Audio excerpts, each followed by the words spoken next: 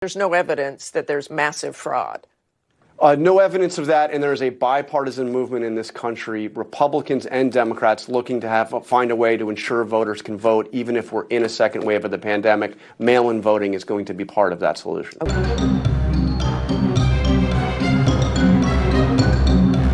Republicans ramping up their battle against California Governor Gavin Newsom's vote-by-mail executive order, calling it a, quote, brazen power grab in a new lawsuit. What Governor Newsom is trying to do in California is send ballots to every voter, but that includes inactive voters, those who may have moved, those who may have passed away, and that is ripe for fraud. In LA County alone, there are 1.5 million more registered voters than there are adults in the state because California never cleans up their voter rolls.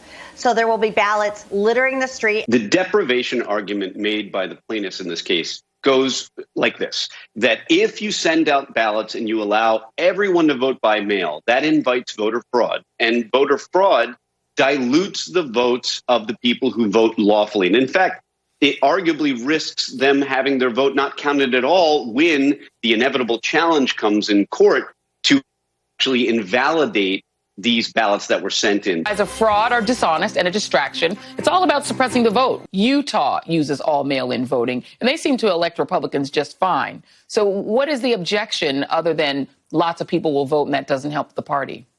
In the last 20 years, there have been exactly, all right, wait for it, less than 150 cases regarding fraud through mail-in ballots. The GOP National Committee chair called Newsom's order a, quote, recipe for disaster that would create more opportunities for fraud. Now, experts on the issue have found no evidence of widespread voter fraud in the United States. There's never been a demonstration of widespread fraud or misbehavior in mail-in ballots.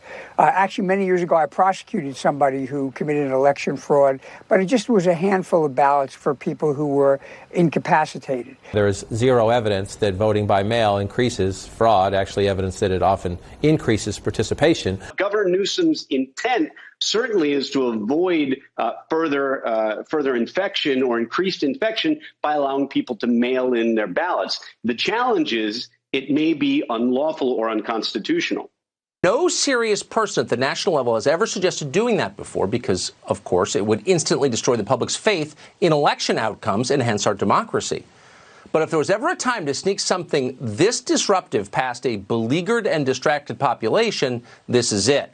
George Soros-funded Brennan Center for Justice wants the country to spend $150 million on drop boxes for voters so they can just drop their ballots right in there on the street corner for November's election. The group says drop boxes must be equipped with adequate security measures, of course, because they're all about the integrity of our electoral system.